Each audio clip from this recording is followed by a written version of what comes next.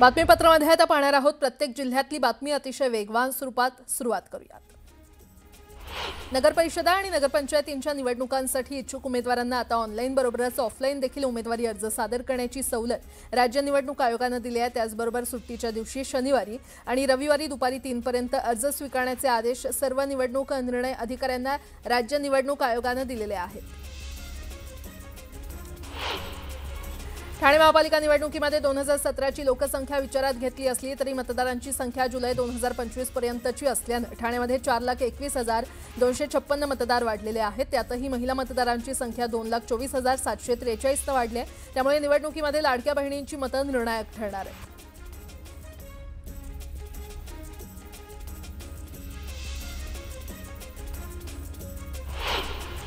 वाशिम जिल्ह्यातील नगरपरिषद आणि नगरपंचायत निवडणुकीमध्ये महाविकास आघाडी एकत्र लढणार आहे। पुढील 2 दिवसात महाविकास आघाडीच्या जागा वाटपाची प्रक्रिया सुरू होणार आहे। गडचिरोलीमध्ये अजित पवारांच्या पक्षाने भाजपला हादरा देत भाजपचे जिल्हा उपाध्यक्ष असलेले माजी जिल्हा परिषद अध्यक्ष रवींद्र ओललवार यांचा राष्ट्रवादीमध्ये प्रवेश करून घेतला। रवींद्र ओललवार यांनी घर वापसी करत धर्मराव बाबांच्या उपस्थितीमध्ये राष्ट्रवादीमध्ये प्रवेश केला।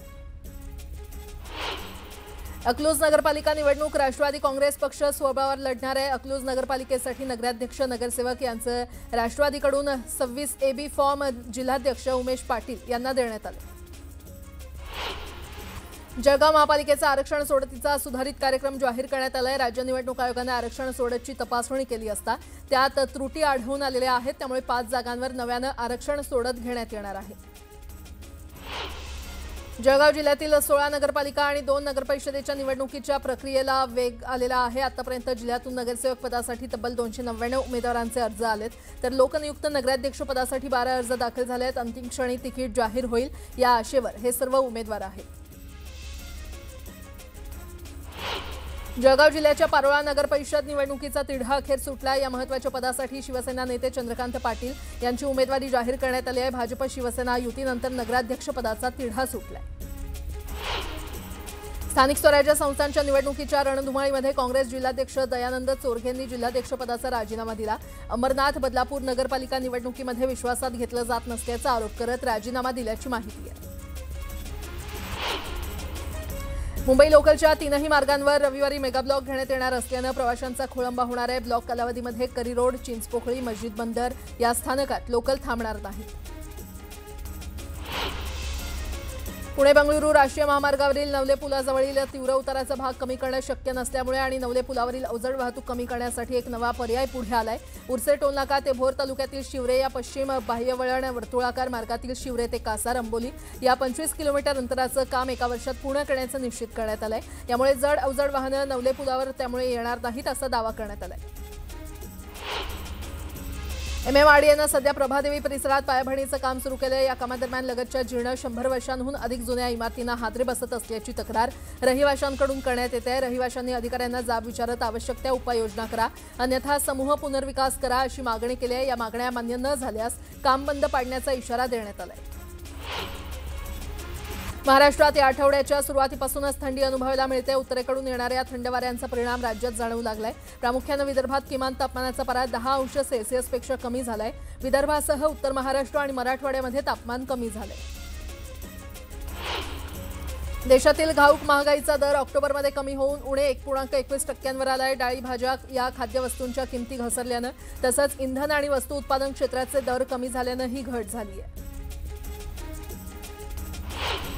केंद्र सरकारच्या अखत्यारीतील खोल समुद्रातील मासेमारीला चालना देण्यासाठी परराष्ट्र मंत्रालयानं मच्छीमारांच्या हितासाठी विविध नियम लागू करण्याचा निर्णय घेतलाय। यामुळे भविष्यात मत्स्य उत्पादनात वाढ होणार असून मच्छीमारांनाही आर्थिक फायदा होणार असल्यानं केंद्रानं लागू केलेल्या नियमांचं स्वागत होतंय। यांत्रिक नौकांसाठी विशेष आर्थिक क्षेत्रामध्ये मासेमारीची परवानगी म्हणून नोंदणीबरोबरच केंद्र सरकारची परवानगी बंधनकारक असेल।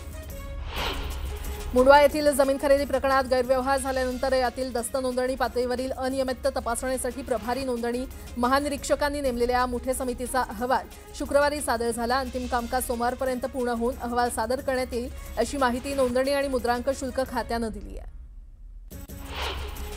शेठ हिराचंद नेमचंद दिगंबर जैन बोर्डिंगच्या जागेचे वादग्रस्त खरेदी खत रद्द करण्याचे आदेश दिवाणी न्यायाधीश NR गजभिये यांनी दिलेत। त्यानंतर जैन बोर्डिंगची 3 एकर जागा विकण्याबाबत शेठ हिराचंद नेमचंद स्मारक ट्रस्ट आणि बांधकाम व्यावसायिक कंपनीमध्ये नोंदवलेला खरेदी दस्त कायदेशीरदृष्ट्या रद्द झालाय।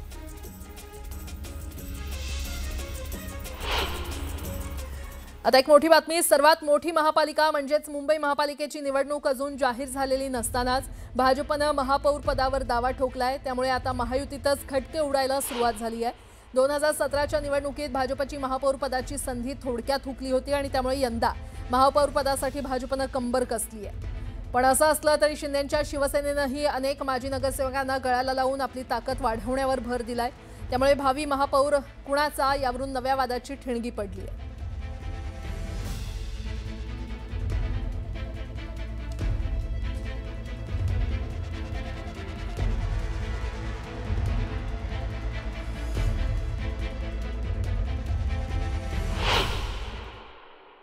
निवडणुकांच्या काळाच्या अगोदरच याची चर्चा सुरू झाली आहे की लवकर या निवडणुका झाल्या पाहिजेत आणि लवकर या मुंबईवरती महापौर हा महायुतीचाच बसला पाहिजे आणि खात्री आहे की तो महापौर भाजपचा बसेल।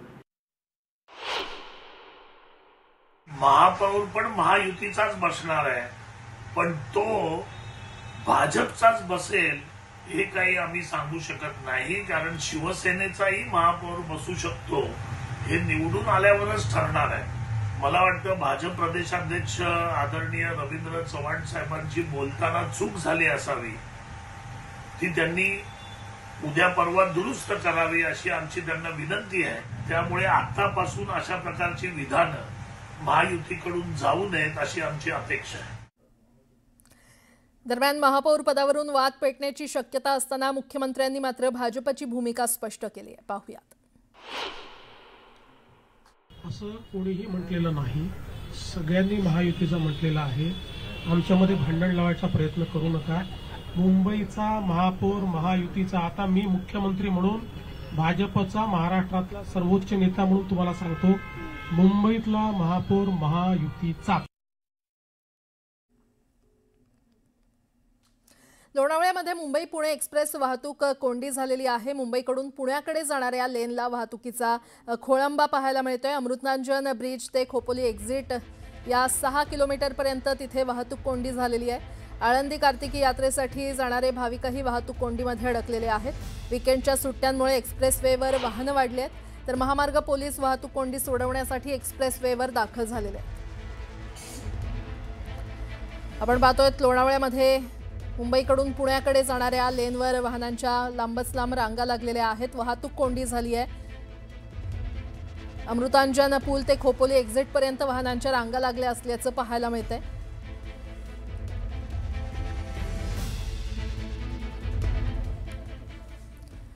पुन्हा एकदा बातम्या वेगवान स्वरूपात।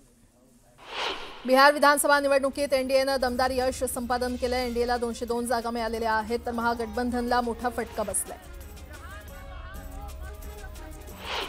बिहारमध्ये भाजपच मोठा भाऊ असल्याचं सिद्ध झालंय। बिहारमध्ये भाजपला सर्वात जास्त 89 जागांवर विजय प्राप्त झालाय, तर जेडीयूला 85 जागा मिळालेल्या आहेत। बिहार विधानसभा निवडणुकीमध्ये काँग्रेसला जोरदार फटका बसलाय। काँग्रेसला फक्त 6 जागांवर विजय प्राप्त झालाय। काँग्रेसला 2 अंकी जागांचा आकडाही गाठता आला नाही। बिहारच्या निवडणुकीमध्ये राहुल गांधींचं मत चोरी अस्त्र हे फेल ठरलंय। बिहारच्या राघोपूरमधून तेजस्वी यादव यांचा विजय झाला। 13,000 मतांनी भाजपच्या सतीश यादव यांचा पराभव करत त्यांनी दणदणीत विजय प्राप्त केला।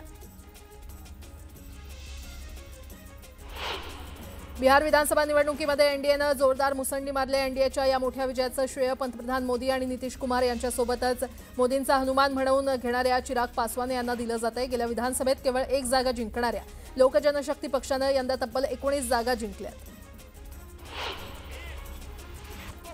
राजकीय रणनीतिकार प्रशांत किशोर यांनी अनेक नेत्यांना यश मिळवून दिलं, मात्र त्यांची रणनीती त्यांच्याच उपयोगी पडली नाही। त्यामुळे राजकीय रणनीतीमध्ये हिरो ठरलेले प्रशांत किशोर बिहारच्या रणांगणात झिरो ठरले। किशोर यांच्या 238 उमेदवारांपैकी 233 उमेदवारांचं म्हणजेच तब्बल 98% उमेदवारांचं डिपॉझिट जप्त करण्यात आलंय। दिल्लीतील मुख्यालयामध्ये भाजपनं जल्लोष केला. बिहारच्या जनतेनं विकसित बिहारसाठी मतदान केलं. फिर एक बार एनडीए सरकार असा नारा यावेळी पंतप्रधान मोदींनी दिला. जंगलराज आणि कट्टा सरकार बिहारमध्ये पुन्हा येणार नाही. जंगलराजवाल्यांचा MY फॉर्म्युल्याला नष्ट केलंय. दरम्यान पंतप्रधान मोदींनी महिला आणि यूथ असं फॉर्म्युल्याचं नाव बदलत आरजेडीवर जोरदार निशाणा साधला. आजची काँग्रेस मुस्लिम लीग माओवादी काँग्रेस बनली आहे अशा शब्दात मोदींनी काँग्रेसवर टीका केली. काँग्रेस मित्रपक्षांचीच मतं खातं असा आरोप पंतप्रधान मोदींनी काँग्रेसवर केला. 2010चा रेकॉर्ड या विजयानं तुटलंय. बिहारच्या विजयानं काँग्रेस पक्ष आणि राहुल गांधींनी देशात चालू केलेल्या विषारी प्रयोगाला चोख प्रत्युत्तर दिलंय अशी प्रतिक्रिया देत मुख्यमंत्री फडणवीसांनी काँग्रेसवर निशाणा साधला. बिहार विधानसभा निवडणुकीमध्ये राष्ट्रीय लोकशाही आघाडीनं मिळवलेला विजय हा ऐतिहासिक असल्याची प्रतिक्रिया उपमुख्यमंत्री अजित पवार यांनी दिली. बिहारच्या जनतेनं डबल इंजिन सरकारवर पुन्हा एकदा विश्वास ठेवला असं अजित पवार म्हटले.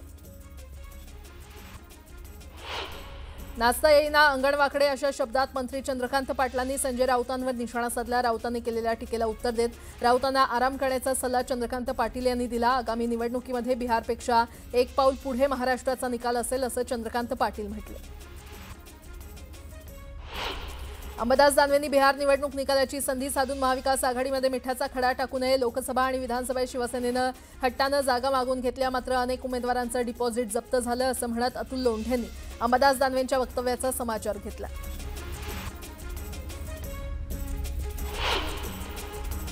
आता एक मोठी बातमी. मी भाजपची कट्टर समर्थक असून बिहारमधील विजयाचा आनंद झाल्याचं अभिनेत्री निवेदिता सराफ यांनी म्हटलेलं आहे. त्यांना ठाण्यामध्ये भाजप आमदार संजय केळकर यांच्या हस्ते पुरस्कार देण्यात आला. यावेळी त्या बोलत होत्या. तर मी भाजपची कट्टर समर्थक असून बिहारमधील विजयाचा आनंद झाला असल्याचं अभिनेत्री निवेदिता सराफ यांनी म्हटलंय. त्यांना ठाण्यामध्ये भाजप आमदार संजय केळकर यांच्या हस्ते पुरस्कार देण्यात आला आणि यावेळी त्या बोलत होत्या. मंचावरती उपस्थित सगळे आमदार संजय केळकर खूप खूप अभिनंदन बिहारबद्दल. मी जरा थोडी कट्टर BJP असल्यामुळे मला फारच आनंद झाला.